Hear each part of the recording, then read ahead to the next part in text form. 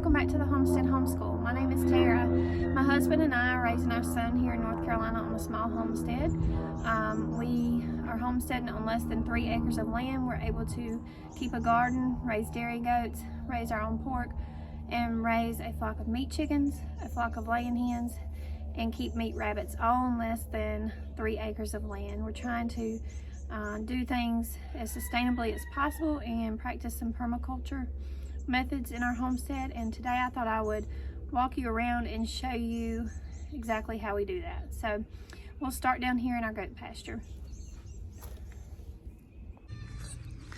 All right, so this is our doe pasture, and this is our doe barn. We've had this barn built a little more than a year. Previously to this, I'll show you where we kept them at, so you don't have to have anything quite this big and nice. You can keep dairy goats in a pallet shelter if you need to, which we have done in the past. We have lots more plans for our homestead and have lots more dreams and things that we want to do here. And one thing we would really like to do is get permanent fencing put up around this pasture and expand this pasture quite a bit. But for now, this works for us, and we're able to rotate them with the Premier One netting that we use, which we really love and highly recommend this netting for small homesteads and large homesteads. It's great to be able to rotate your goats on pasture, which keeps them healthier and also keeps your pastures healthier. So we'll go right down here. This is our flock of meat birds, and we're just starting to build this flock up. In the past, we've raised Cornish cross, which is a well-known bird for raising for meat. They grow very fast and they taste delicious. So we'll continue to raise those, but we want to have a sustainable source for meat as well. And this American breast, or American breast, however you pronounce it, is going to be our way of doing that. So we're building this flock up of American breasts. There's our pretty livestock guardian dog. That's Luna, and she is one of the best additions we've made to the homestead. She's a very good girl. I can't imagine keeping goats without a livestock guardian dog.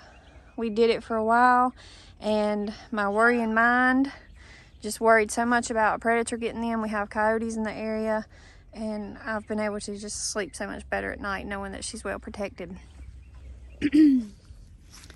But I'll take you right up here and show you. I may go ahead and do like a series of videos on how we do each thing and break down further each area of our homestead and talk a little more in depth about each thing.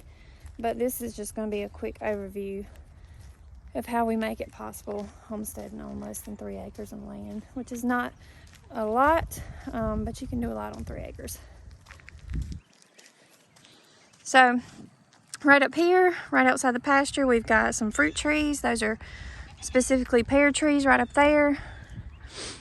This right to my right over here is our orchard. And we've got a total of 11 fruit trees. I'd love to have more than that, but again, we're limited to space, and you just make do with what you've got and take advantage of the space that you do have. So we've got, in this small orchard, we've got apple, cherry, plum, peach, and pear. So heading up this way, that pen that I just showed you was the doe goat pen, and we keep our bucks out back here. And this is where we used to keep our does prior to building that bigger barn. But this little shed back here in the back is where we keep our bucks. So this is our buck pen. This is a shed that we converted into a barn.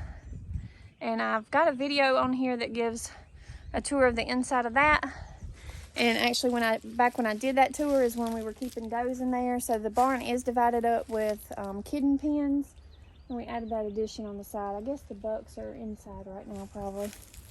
Right here is our compost, and as you'll notice, we have placed things in specific places for certain reasons. The compost is right by the garden, so I'm able to just throw things over the fence from the garden. This is our garden where we practice a no-till method for gardening. And I do enjoy having beautiful spaces, so it makes me want to be in the space more. So we're trying to make this a kind of a retreat for me. It's one place that I really enjoy spending a lot of time. This is our worm farm, and it's in correlation close to the garden, where we can put our compostings in there and make use of our worm castings in the garden. It's readily available close by.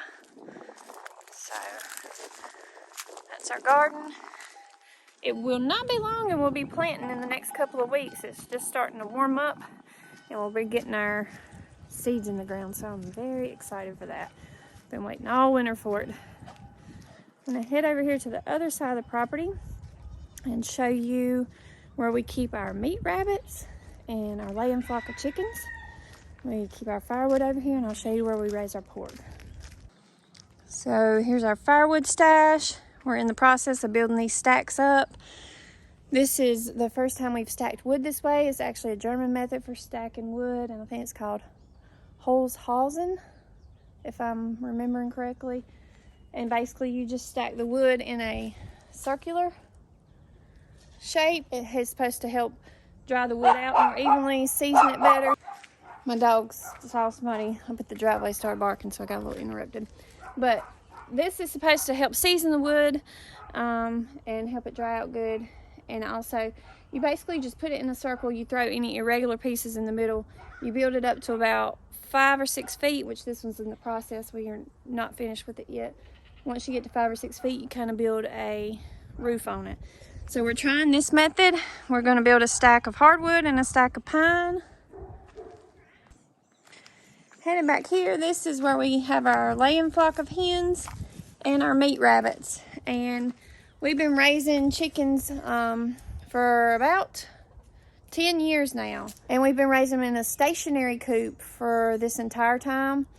And I've just recently started learning more about permaculture practices, and this is something that we want to change on our homestead, and if we had it to do all over again, we would do differently.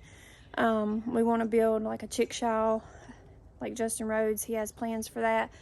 It's a mobile chicken coop, and you can just rotate them out on pasture. It's much more healthy for the chickens and healthy for your pastures as well. So that's something we plan to do in the future, is transfer our laying flock to a mobile coop as well. Things take time, things take money, and when my husband, he still works full time, he's the one that does most of the building around here, it just takes a while to get things done, and we have higher priorities right now. So this is working, and until we have some time and extra money to get to that project, this will just have to be. This right here is our meat rabbit colony. I was looking. We got a rabbit in here that's starting to build a nest. I think is pregnant. I think she's building a nest over underneath this white thing right here. So we've currently got 2 females and a male, and we just actually started raising them in a colony. We were raising them in these hutches before, but we're trying the colony method to see how that works for us. And then back over here behind our chicken coop is where we'll be raising our pork at this year. So in the past, we kept our pigs in a smaller size pig pen, probably bigger than a lot of people keep their pigs.